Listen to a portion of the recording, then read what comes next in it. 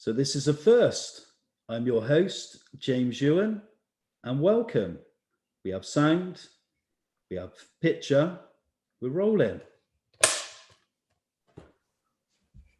Hello, and welcome to the first edition of Your Take, an interview programme where we speak to guests from all walks of life about their take and perspective on their life and career. Our YouTube channel is located in the city of Bristol, home to many of Brunel's wonderful creations, the birthplace of Cary Grant, and known for its creativity through Banksy, the band Massive Attack, and the place where rock and roll legend Eddie Cochran last performed. Our first guest was not born in Bristol, but he has a passion for the city. He's an architect who regenerated the south of Bristol and has ran several business ventures. He has served as a local councillor, stood at 2 general elections, and served as the first elected Bristol Mayor between 2012 and 2016. Please let me introduce Your Take's first guest. A warm welcome to George Ferguson. Thanks for joining us. Appreciate your time. Pleasure to be here, James, and an honour to be your first. Thank you. How are you today? I'm good. I mean, the weather's wonderful. I'm enjoying getting back to some real life and seeing people again, and because I've been locked down in my relatively new house, which fortunately I completed the conversion of my old office into a house, and I've got a garden. Sure. And so I've moved from being what was virtually the caretaker at the tobacco factory, living up at the top in my pad. Okay, yeah. Living in a proper grown-up house. Okay, so one of the main purposes of Your Take is to kind of move the clock backwards and look at your early years, your childhood, how you got into your occupation, your career, and so on. But I thought we'd start currently in the present. So your tenure as a first elected mayor of Bristol ended back in 2016, quite a few years ago now. But since your departure, can you tell us what you've been doing and what are your future plans? Well, being mayor is all absorbing, and it takes up, all your hours. And so I had to give up a lot of what I was doing, and I've got back into doing much of it. I gave up being an architect. I gave up my shares in my architectural practice and my role in that practice because I thought that would be a potential conflict or be perceived as one. And I handed over the management to good managers of the various enterprises that I'm involved in, some of which you'd call businesses and some of which you'd call social enterprises. And I've been able to get back to those. I really love it because they're people businesses, in the tobacco factory in particular. There's a real buzz when it's alive. And so I've been firefighting, obviously, a lot through the last year. But I also have kept up an international role of speaking at various engagements. I travel a lot, or I did. I don't at the moment. And I've been in the last year, for instance, speaking a lot in virtual conferences from anywhere from China, Russia, the States, and do a bit of writing. I've got a book in preparation. And so I'm as busy as ever doing the things that I choose to do rather than things that I have to do. It sounds like it. Raising the point, you mentioned a book. Can I ask you what the book is about? Is this a book about yourself, or is this a novel of some kind? No, it's not a novel. I started writing a novel years ago and gave it up. No, it's writing a book is hard work, and no, it's about cities, and obviously based on my experience, I probably traveled to more cities than most people have in the world. I have huge good fortune in being able to analyze cities, knowing many, many mayors and leaders of other cities and things. So it's a book about, basically about what makes a good city. But I won't give you the title because that's not been announced. But you won't be surprised that it's based on a lot of the things I tried to do in Bristol in a relatively short time. You mentioned about the book and cities. Could we come on and talk a little bit about the People and Cities project you've created to expand discussion and research about people and places? And also, I recently read an article that you've joined forces with a business in Bristol to build 2 new studios containing cinema functions and an educational space. Can you just talk about those 2 projects?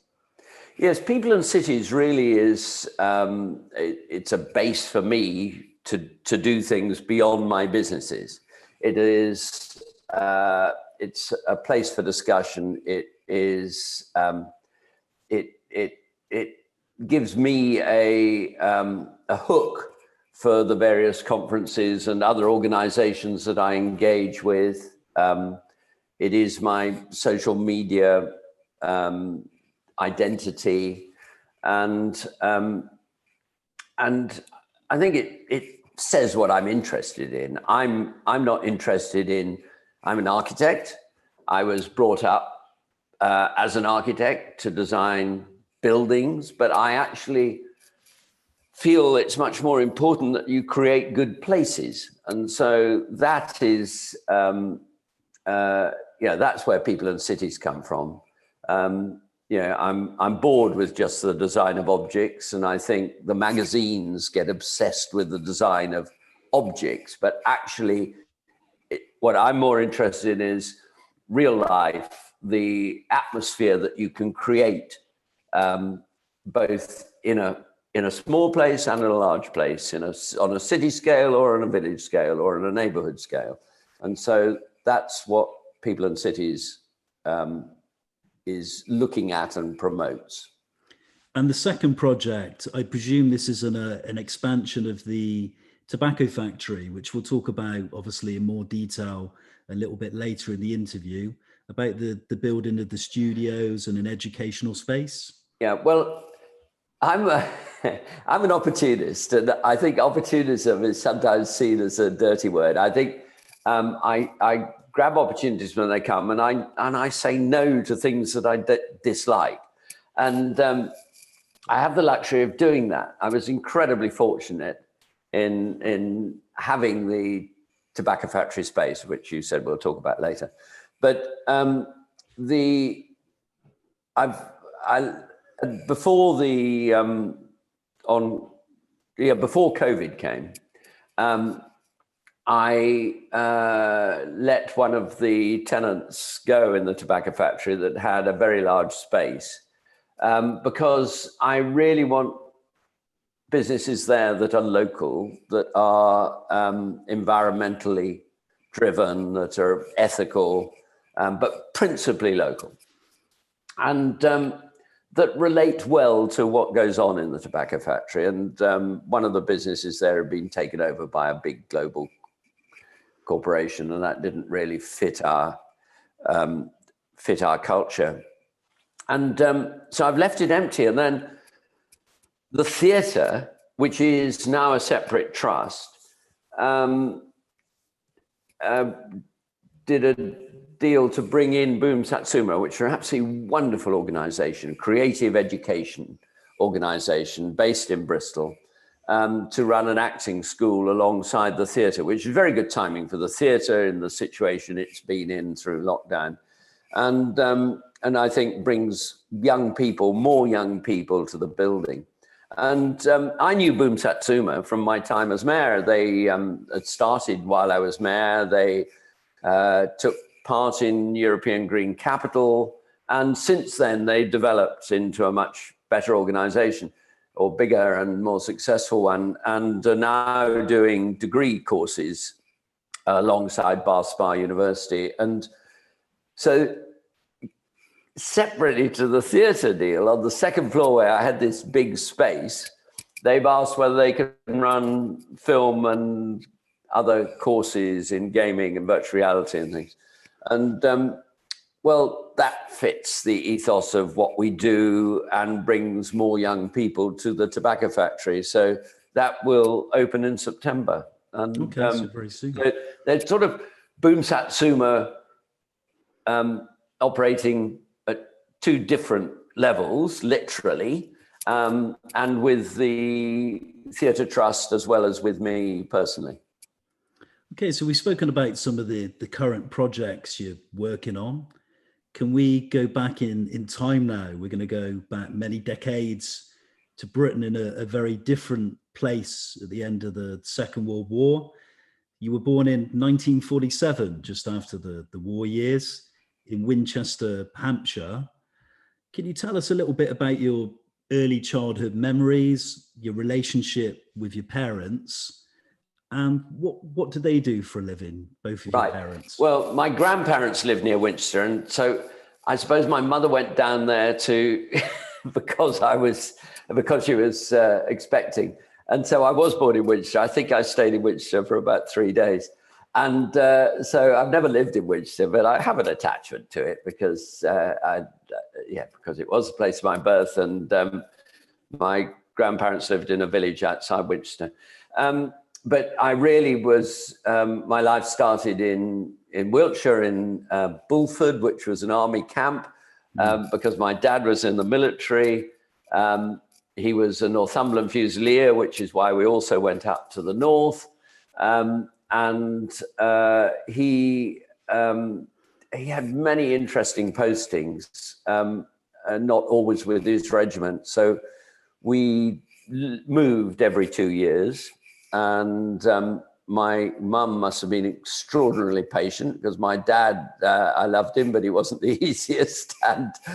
And she, no sooner had she put up the curtains in one house, she had to take them down again and then put them up in another, and even sometimes learn a new language. So I had quite an interesting childhood.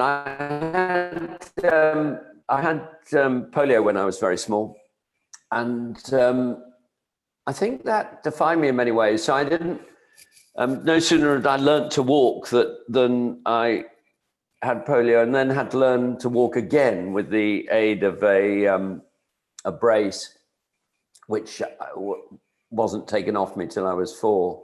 So I think when you're at that age, you just accept it. That's normal life. But I think it always made me extremely determined to overcome things. You know, I could never run as fast as my younger brother, and things like that. So, I look back. I think it was I never regret that I had polio. I think it probably did me a lot of good. My mother, my very earliest memory, was my mother taking me from Wiltshire to Bath. To swim or to exercise in the hot baths in Bath. And I remember the nurses holding me up while they tried to get me to kick my legs. And that bath has now been replaced with the Bath Spa, the modern Bath Spa. But I went to see it just before that replacement because I entered the architectural competition for the replacement of that bath. So it's funny that I should end up in Bristol, so close to Bath. But you mentioned about you. Yeah, my mother was a nurse during the war as well. So and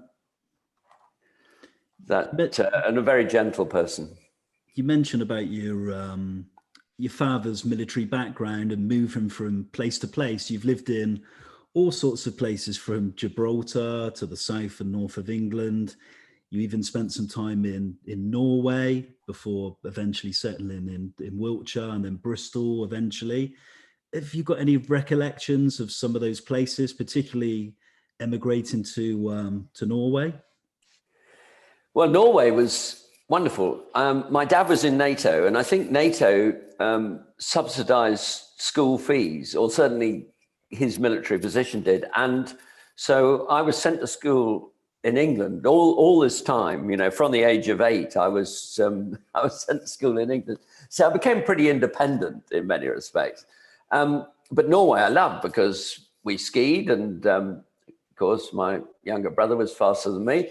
No, he wasn't faster than me. He was just better at stopping. And we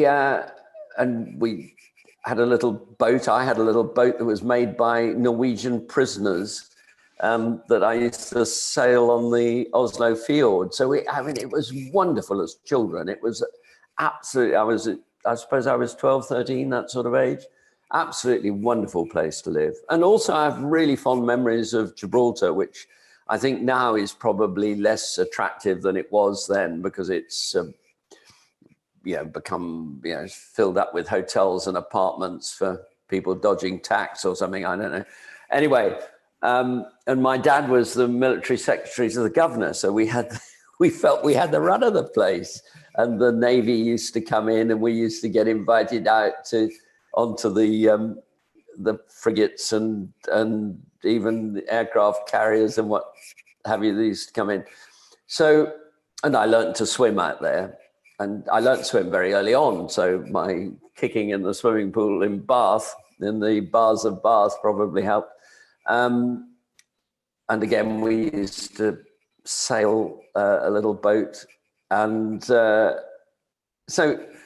that life was great. And then I was sent away to boarding school, and which I never questioned, and never felt homesick. I don't know why. I was just very accepting of changes in life. Maybe it was all this moving around.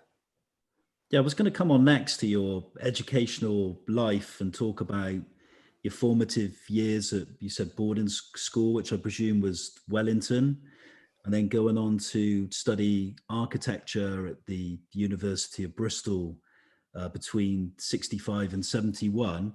It seems kind of a key period in your career. When did you know you wanted to become an architect? Sorry, there's a few questions in there, but... Yes, I went to a small school in Sussex, and then I went to Wellington, which was a military school, which probably, being subsidized by the military probably had something to do with it.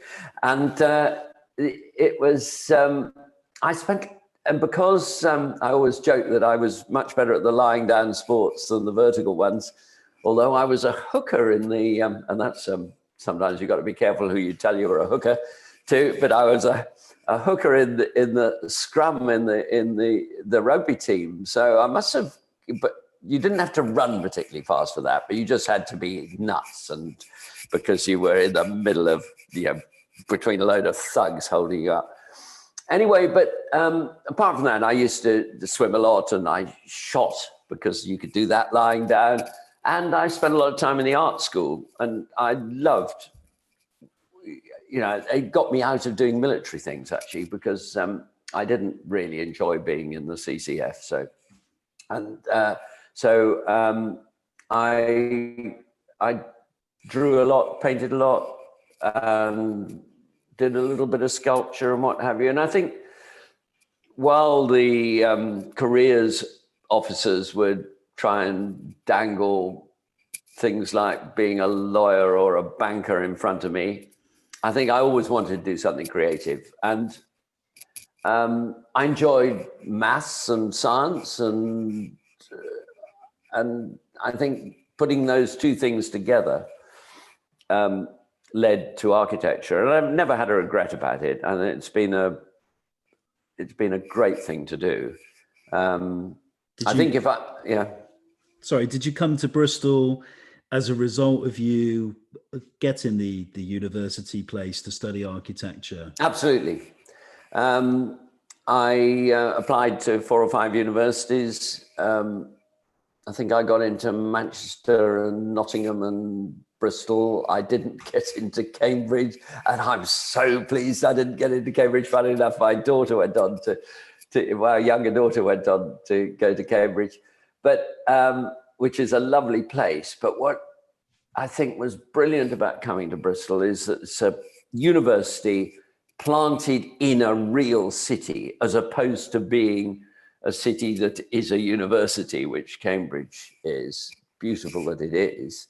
And so I became very involved in the city very early on. I really loved it. It's the first time I'd lived I'd lived on the edge of Oslo, but the first time I'd really experienced the living in a city where everything happens. And I think I was bowled over by it. It was just after the war. I mean, relatively, it seemed like it. I mean, obviously, it was 20 years after the war, but still, there were loads of bomb sites, and there was loads of blitzweed, as they called it, growing out of the buildings. It did feel as it hadn't really recovered from the war, and it had begun to do itself a lot of damage with knocking down a lot of the old buildings that needn't have knocked down, building urban highways, which I got involved in campaigning against very early on as a student even. It was going to build an 8-story hotel in the Avon Gorge. There were loads of really Philistine things going on.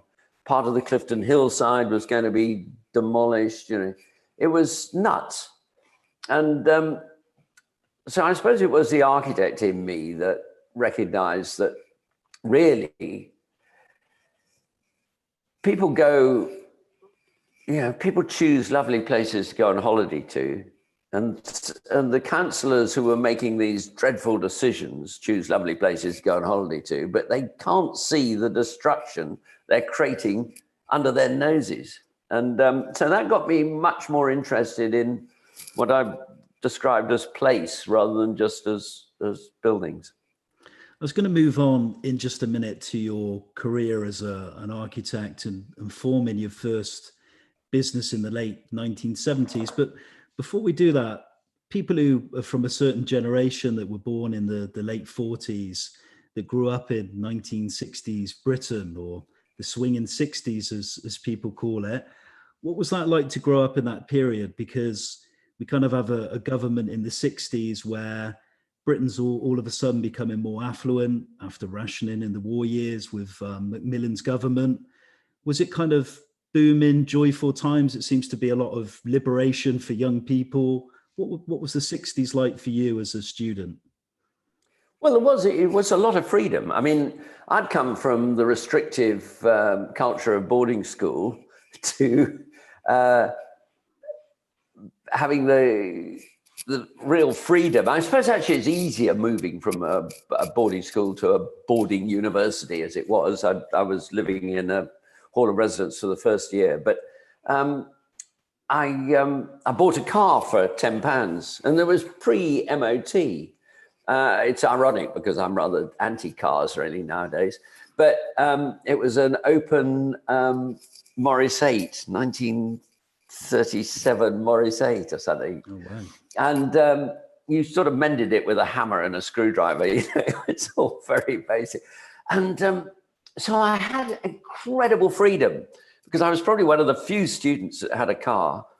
And so I used to take people up and down. I even got arrested for driving across the downs from the top of Pembroke Road over to the Hall of Residence, and caught by a policeman on his bike on the other side.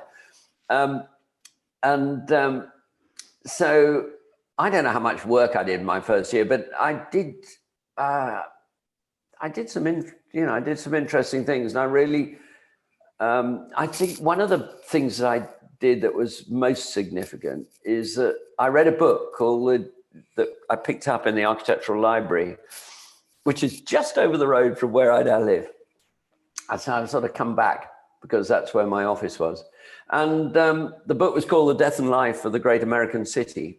And it was by a woman called Jane Jacobs. And Jane Jacobs was somebody who changed New York City through her personal action and opposing the highways engineers and the planners from doing things that were going to destroy communities in downtown New York.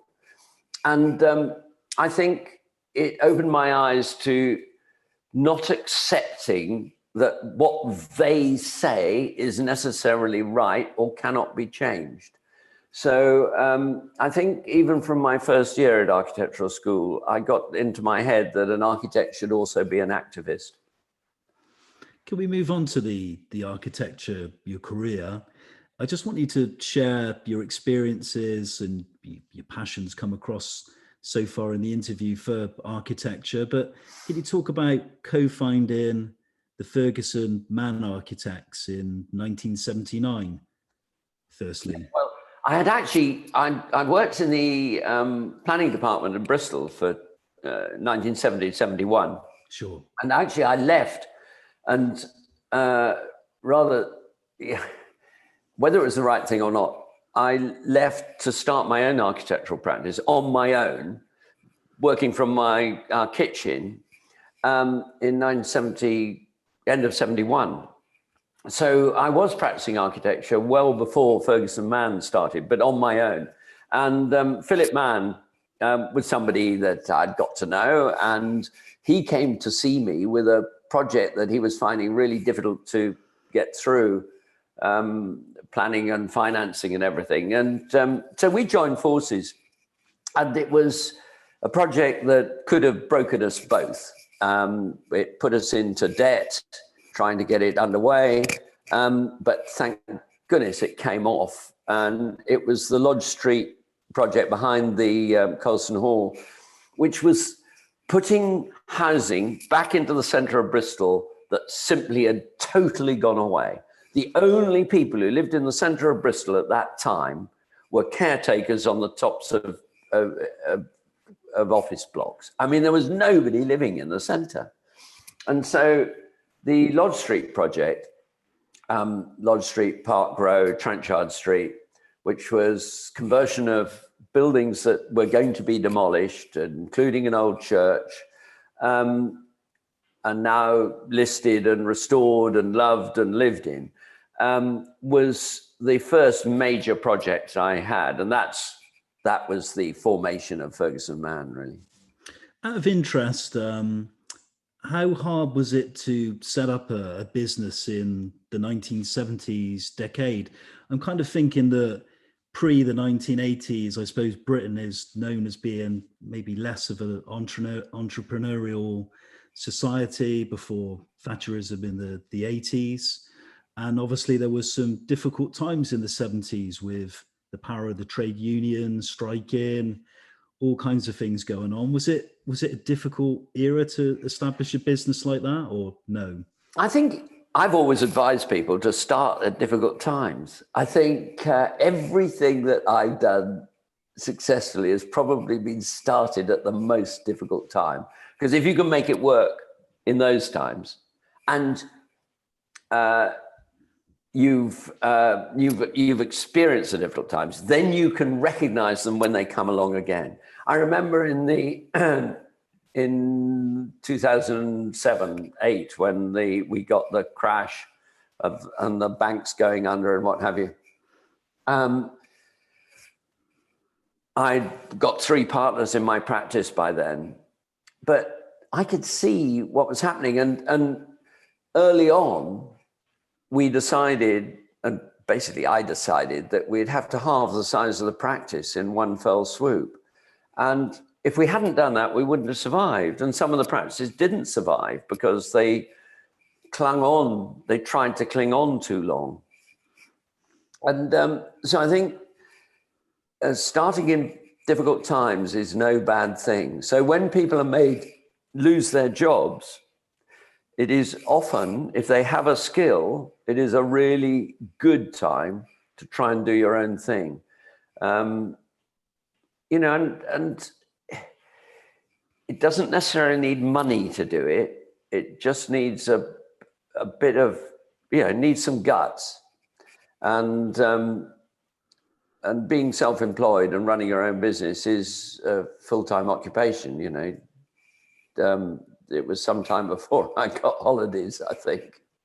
And what you say there, putting that into context with what's gone on in the last 12 months plus with obviously the pandemic, we'll see some businesses go from it, some businesses expand and try new things. So like you say, it kind of all goes in full circle in many ways.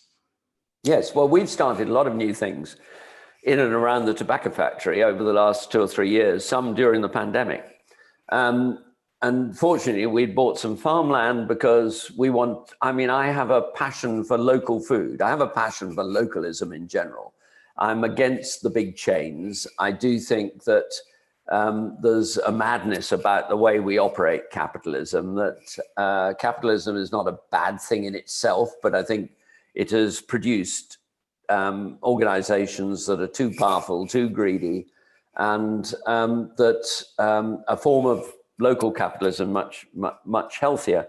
And also I think that food is is a vital aspect of everything we do. I think it's at the heart of everything we do, and at the heart of of caring for the environment and the whole issue about climate change. And so we bought a small farm, which we call 5 Acre Farm, out at Backwell, and it feeds the tobacco factory. That was the idea, but actually, of course, then during COVID, we've had this crisis of all our venues being closed. And so we started a shop that had been a market stall virtually to begin with. And that shop has now expanded into one of the spaces that became available at the tobacco factory next door to the cafe bar. And it's now a wonderful shop. It's only a wonderful shop because we've got a wonderful shop manager. And I think, I always say the secret of life is good managers. And then during COVID, we've acquired Mark's Bakery because Mark and Maria, who owned it, wanted to retire. We love their bread.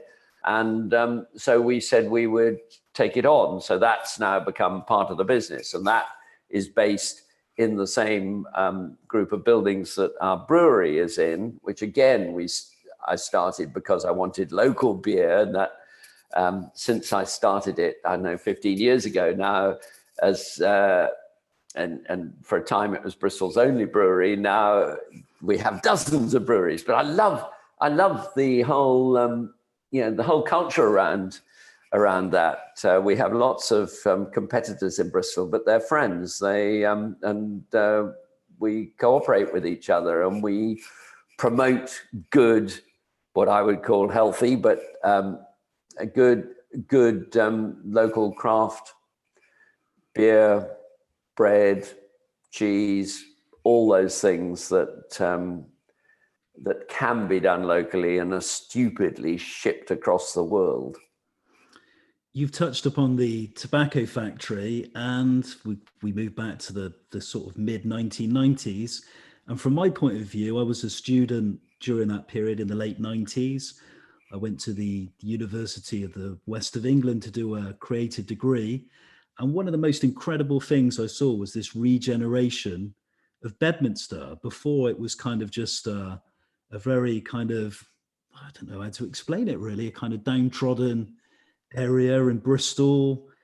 It needed a kind of a new lease of life, and what you did and what you achieved with the regeneration of the area was quite incredible. Can you just tell us about it, where the idea, where the passion came from? Well, I used to live in Clifton and Clifton Wood and looked across the water, and there was a big skywriting, said WD and HO Wills on these enormous factories. And those factories, so that was in the 70s and 80s. In the 80s, those factories, 70s, 80s, they emptied and moved out to Hartcliffe. And then Imperial virtually stopped making cigarettes in Bristol. And so there were these huge, wonderful buildings that were the equivalent of the Northern Mills, really, to Bristol.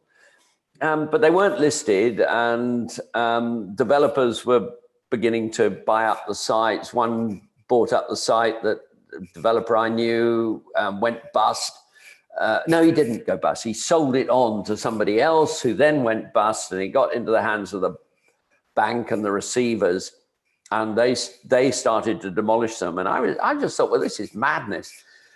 So cheekily, I got in touch and said I would. I didn't have any money. I mean, I didn't have real money. I had a few things. I lived in a house, and and I said I'd be interested in trying to buy part of it. Anyway, I ended up buying the corner building, which was the last of the major buildings. But to give you an idea, it's only 1/20th of the building space that was there. They were wonderful buildings. And I tried to buy the letters, actually, that went on the, the WD and HO wills, and I was going to rearrange them and make them into Hollywood and put them up. Because what I've always thought is business should be fun, and I am a risk taker, and it was a huge risk. And I don't think I told my wife at the time when I was doing it. And anyway, thank goodness it's come off. It took me 7 years to put it together. And the real explosion, I think, is at the end of that 7 years, in 2001, when I opened, not 2001, yes, it was in 2001, when I opened the cafe bar with my manager, Sarah, who I'd taken on before because I hadn't got a clue about cafe bars. I knew what I liked. I'd traveled. I loved places in Berlin and New York and things like that. So I thought we'll make it a bit like that, very different to what was what was happening at the time with pubs with carpets and things. And the builders thought I was completely nuts. Anyway, we opened the doors and people poured in, and we got we started the theatre roughly at the same time, and all that worked together. In fact, I started the cafe bar because we'd had the theatre and people didn't have anywhere to eat and drink, and or anywhere relatively civilized. So it's all been a bit suck it and see. But what was great, and something I call slow architecture, is trying things out. If it works, carry on with it. If it doesn't, do something else. And so while I had a plan for the whole tobacco factory, I've adjusted it as I've gone along. And funnily enough, that initial plan had a shop in it, but I didn't open the shop until 2 years ago. Before we move on and talk about your political career, can I just ask you what the overall cost was for the regeneration of the... Well, I bought the building for £200,000, which was a lot cheaper than carpet at the time. I didn't have the money, and the banks thought, wouldn't lend me the money. So I had to go and borrow off I had to borrow off my brother who'd had a successful furniture business, and sell things. I had some paintings and things that I'd bought in order to buy it.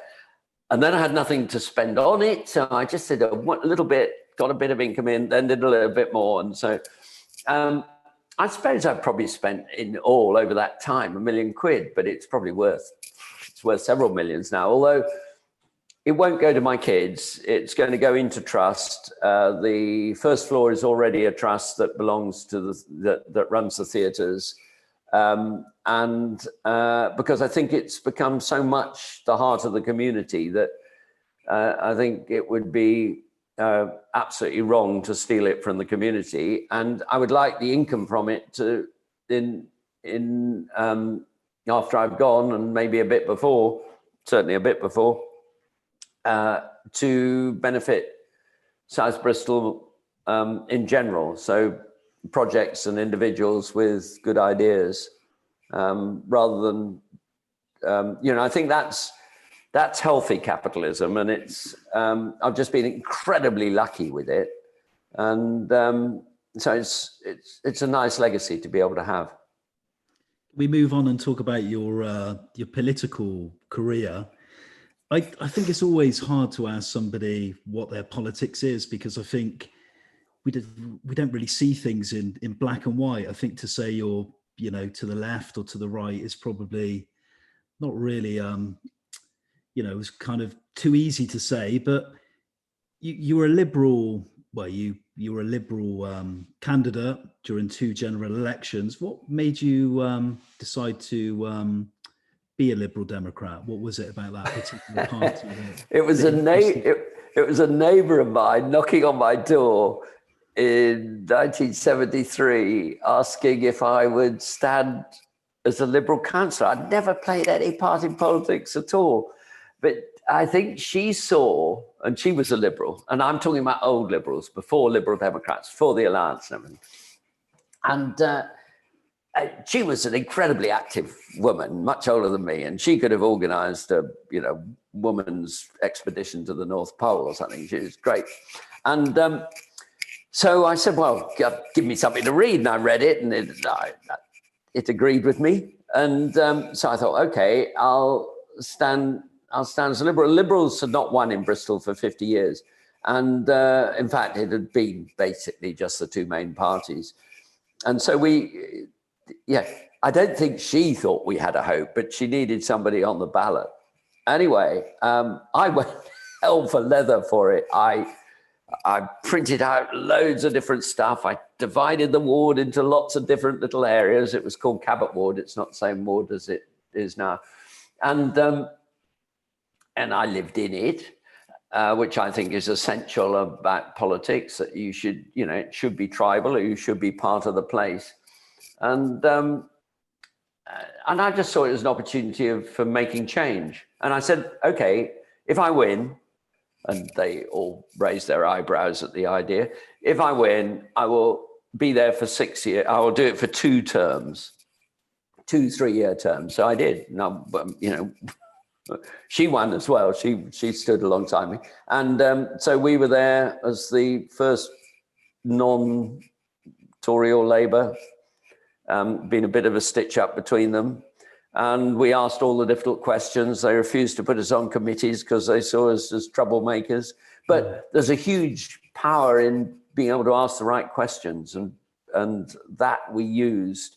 And eventually they got to like us and allowed us to play a part. And we got re-elected in 76, and in 79 stopped as I said we would. And others took over, and Lib Dems became quite powerful in the city and eventually ran it prior to me being mayor.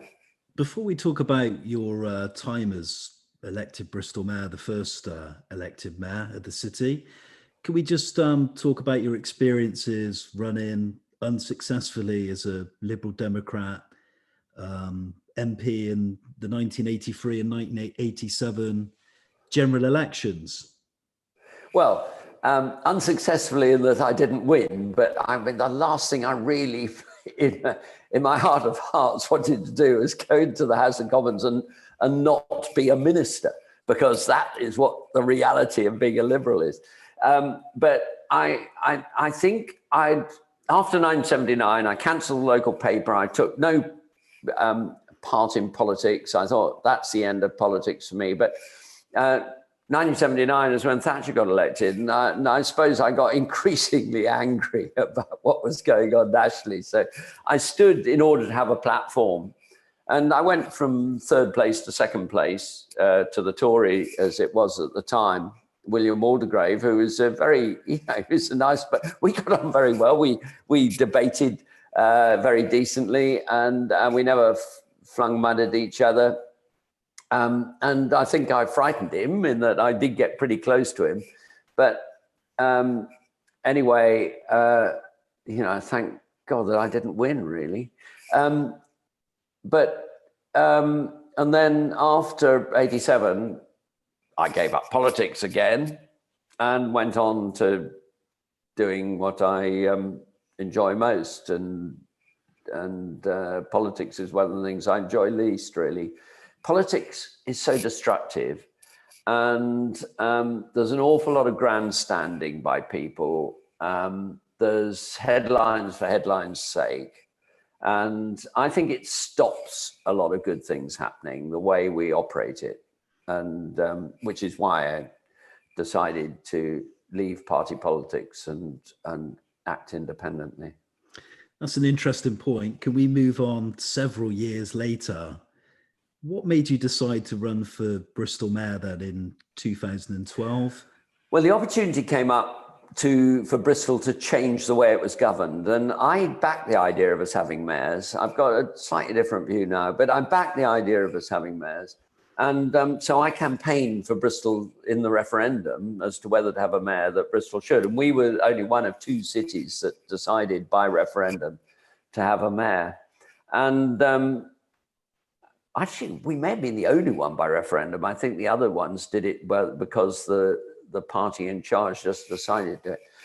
And by that time, I'd become relatively high profile, and people started suggesting that I might be mayor. And I thought, well, actually, that'd be quite a good idea, because I got a lot of things that I'd like to see Bristol doing, especially on the environmental front. So if you want to label me, I'm definitely green with a small g.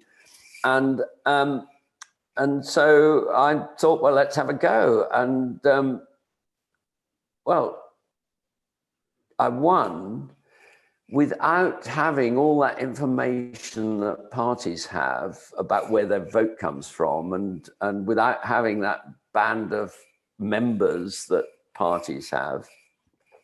I think it just struck a chord with people at the right time. And I did take, I mean, there is a massive natural Labour majority in Bristol, with 4 Labour members of Parliament now, and a Labour mayor and a Labour council. And I think they just took it for granted that they would win. And you could never do that. And second time round, of course, I was never going to get away with it, because they got everybody out. I'd changed the system as mayor because I thought we should have all our elections every 4 years, so people knew what they were doing, because previous it'd be every year there was a bit of Bristol up for election, and it was terrible for decision making.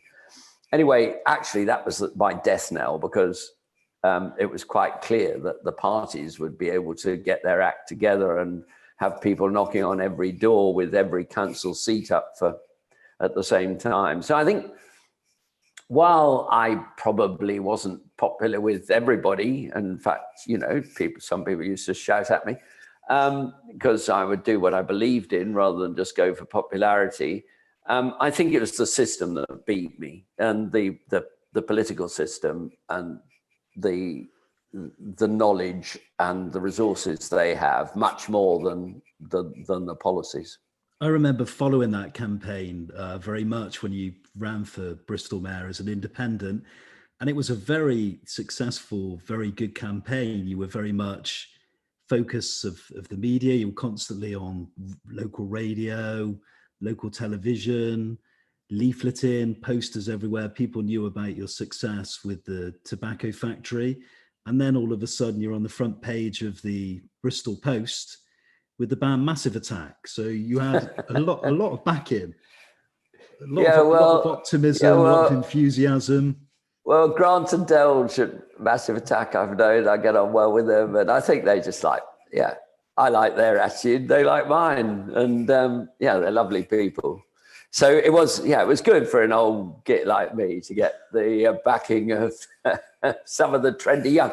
In fact, I probably got on better with some of the young people than I did with some of the older people who are more resistant to change. And I always say there's a collective noun for people who resist change, and it's adults. While kids are much more open to things that are more fun and I think especially more environmentally responsible, as has been shown by Greta and co. Before we talk about your achievements as Bristol Mayor and some of the things you did during your tenure, can you just talk about your reaction when you actually won? I remember turning on the television and seeing you there at the tobacco factory with a pint of beer in your hand celebrating. You must have felt very proud of yourself. Well, I felt proud of the people who, random group of people who come around and help me. I thought they were absolutely brilliant. And particularly one woman called Fee Radford, who's now dead, sadly, and became a huge friend. She was just one of those magnetic people who would ring people up and get them to come and help. It's people like that I owe it to. No, I didn't go to the count early on because I thought I cannot stand watching for 4 hours while people are shuffling bits of paper.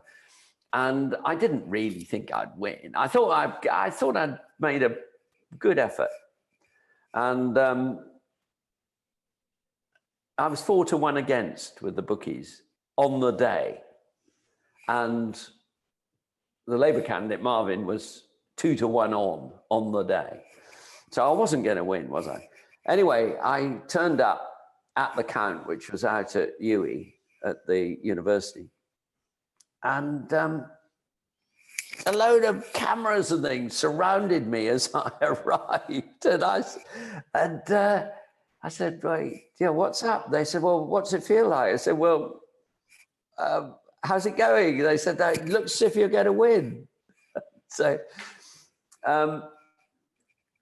it was an extraordinary feeling. I did have a little speech in my head just in case, but it was, yeah, one of those best moments. And there are loads of best moments in life, you know, from the birth of your children to loads of other things, but it was one of those amazing moments and a huge responsibility. You know, suddenly the city you've loved with 500,000 people living in it, suddenly becoming virtually your responsibility is, that was on a Friday. That was on a Friday, I think, the count, because it was during the day. It wasn't one of those dreadful nighttime ones.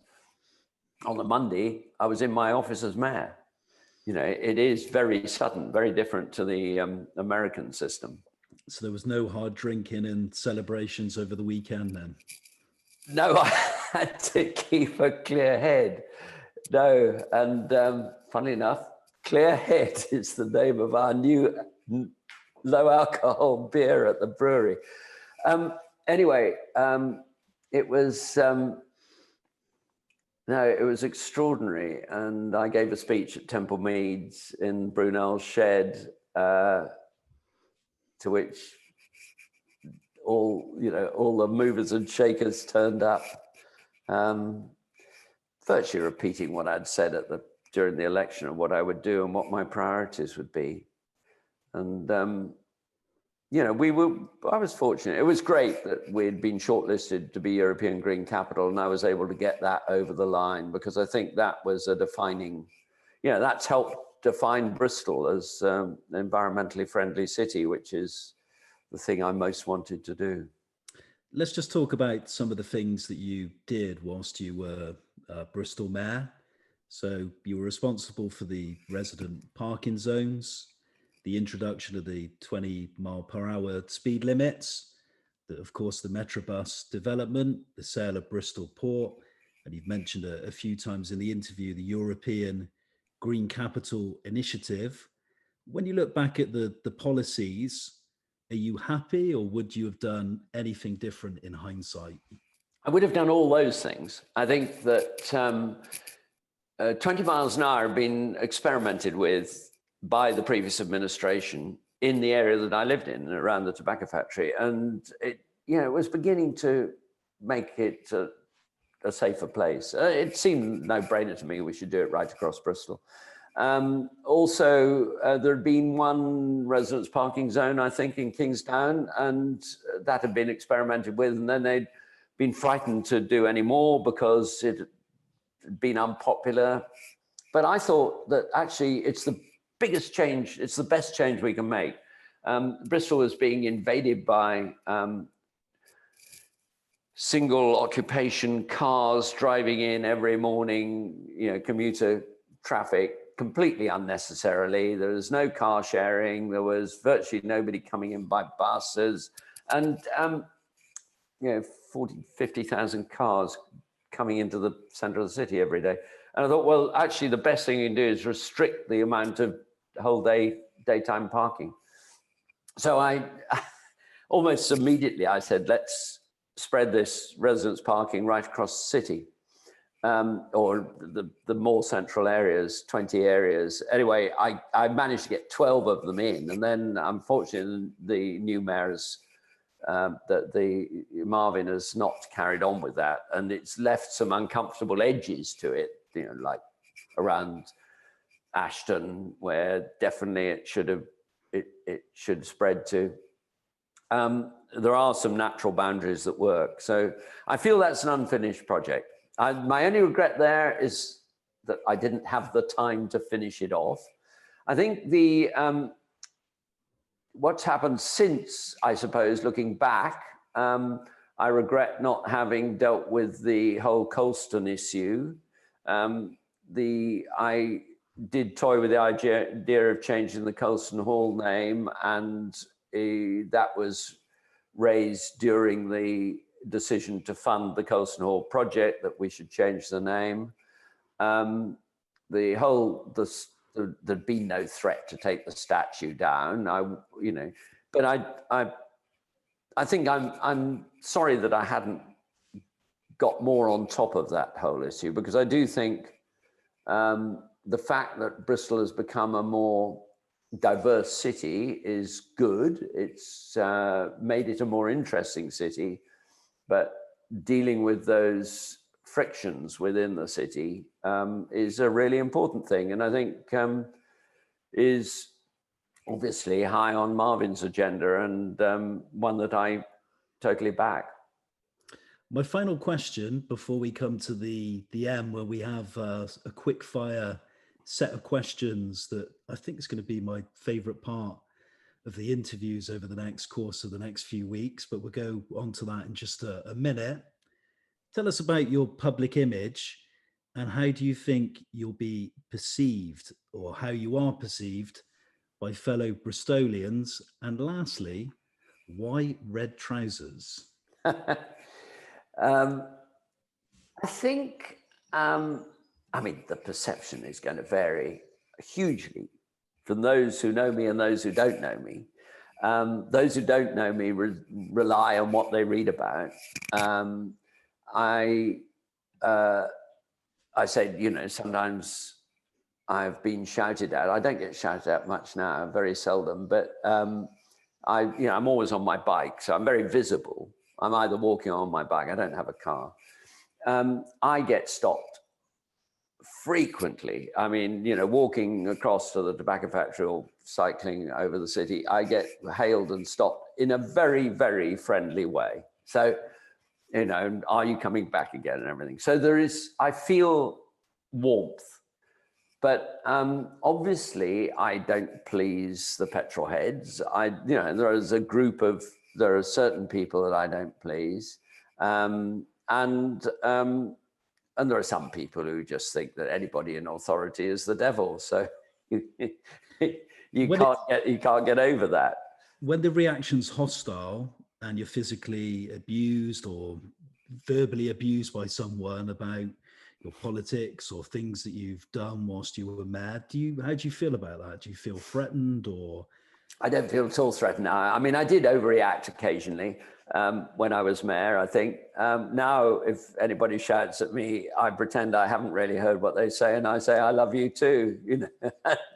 So I can treat it with humor, which probably winds them up more. But it doesn't anger me. You've got to learn to. There's no point in going into any form of politics if you're going to be oversensitive. I think it's the last thing you need to be is chippy and thin-skinned. You've got to believe in what you're doing. If you believe in what you're doing, you can virtually take anything. I think that's the important thing. And the red trousers, I think it now has a. I've always said fun is a serious issue, I suppose I've always had some red trousers, but then 30 years ago or so, I decided I'd always wear red trousers, and then I'd never have to wear a suit again, because I hate wearing a suit and being togged up. I don't even like wearing a tie. And so I wore red trousers as an excuse. And whatever the occasion, even the Queen, I've met the Queen and the Duke of Edinburgh lots, always wearing red trousers. And I get away with it because that had become my uniform. But also, I think it broke down barriers. It would make people smile. It would stop me seeming like another stuffy politician. And I'm an architect, and you can sort of get away with things if you're an architect. And all architects wear, there was a time when all architects wore black. So, and the only ones that didn't were the women, some of the women wearing some colourful dresses or whatever. I thought, well, I'll join them and I'll be one. So that's hence the red trousers. Are you wearing, out of interest, are you wearing red trousers today or no? I am, yeah. There we are. Yeah, there we go. You'd never catch me without them, except I've occasionally changed them for a charity event or something. We feel very honoured. We'll go with the final set of questions. These are just quick fire questions, just asking you about hobbies, interests, things you like, things you don't like so much. So here are the final set of questions. So question 1, what's your favourite pastime? Travel, but mainly by train and any means but flying, except when I have to. What's your favourite film and why? So many, but Schindler's List, I think, is just such a moving film and so meaningful, and it's real. And I've been to Schindler's factory in Krakow, and so staggering film. And the excellent Liam Neeson. The excellent Liam Neeson and Rolf Fiennes. Absolutely, and Spielman directed. Spielberg, yeah. Spielberg, I mean, not Spielman, Spielberg, yeah. Who's your favourite novelist? Well, that's a difficult one, but I mean, Oscar Wilde, okay, he wasn't just a novelist, but I think The Portrait of Dorian Gray was a brilliant novel because it was about vanity and greed and the soul, and it was a wonderful novel, and he makes me laugh. Yeah, he's great. And philosopher as well. And it's an easy read, and actually, I'm not great at reading novels. I prefer to read real stuff. If you could have had a different profession, what would it have been? I think it'd been a farmer if I hadn't, apart from the hay fever. Who has been your greatest inspiration in life? Jane Jacobs, the person whose book I read at architectural school. She opened my mind to what you can do. Do you read a newspaper? And if so, which one? The Guardian. I thought you might say that. Yeah. Well, I think it's a challenging paper, and it's truly it's independent, and it's, yeah. What's your favorite food? Well, nowadays it's mushrooms. We grow mushrooms on the farm and I think it's the best sort of meat alternative, and we should be eating less meat. I love mushrooms. They come in all shapes and sizes. Who would you say is your favorite cultural icon? Che Guevara. I love that. You know, that print of Che Guevara that you see on T-shirts and posters and what have you. And I've been to Cuba, and I love the atmosphere of Cuba. What's your favorite curse word? And you can say it. Well, it's fuck, because it's so expressive and I've used it too often. I got into trouble for it, but it's yeah. What's your favorite place or holiday destination? Oh my gosh. It's got to be Italy and Bologna. Bologna is a wonderful Italian city. It's not over touristy. It's got my favorite street in the world, which is a tiny street. You can almost touch both sides of it, and it's got such life and vibrancy. Bologna. Who's your favorite music artist, and what's your favorite album? Well, jazz and blues. So Miles Davis, probably, alongside John Coltrane, who he played with. And so I'll say Kind of Blue as favorite album. And I've been to the States and to some of those wonderful jazz and blues clubs in Chicago and elsewhere. And the last two questions, what's your greatest achievement to date? well, it's got to be representing my city. You know, how you can't get better than that, really. And finally, the penultimate question: how do you wish to be remembered? So I got stuff done. Yeah,